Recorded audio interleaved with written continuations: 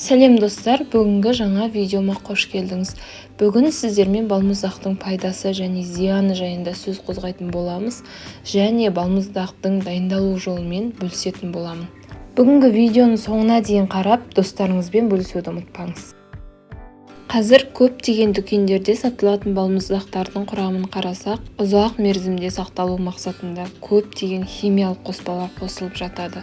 Ал ол қоспалар біздің ағзамызға зиян әкелмесе, пайдасын әкелмесі анық. Сондықтан өзім балмұздақты көбінесе үй жағдайында дәмді әрі пайдалы етіп жасағанды ұнатамын. Және сіздермен өзім жасап жүрген рецептпен бөлісе кетейін. Ең алдымен бір бананды алып, қабығын ашып, дәл видеода көрсетілгендей турап алып, ыдысқа салдым және үстіне 200 мл салқын кілегей, яғни сливки құйып, 100 грамм сгущенка құйдым. Және блендердің көмегімен жақсылап араластырдым. Кілегей қою қаймақ тәрізді консистенцияға ену керек. Үстіне қалауыңызша ванилин де қоссаңыз болады, немесе шоколад та қоссаңыз болады. Мен өзімнің ең сүйікті шоколадымды майдалап турап қостым және қасықпен араластырып формаларға құйдым.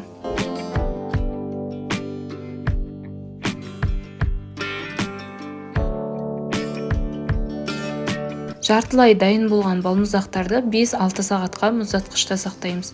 Және 5-6 сағаттан кейін нәтижесі дүкендегі бомба балмұздақтардан асып түспесе кем түспейді. Өте дәмді әрі пайдалы болып шығады.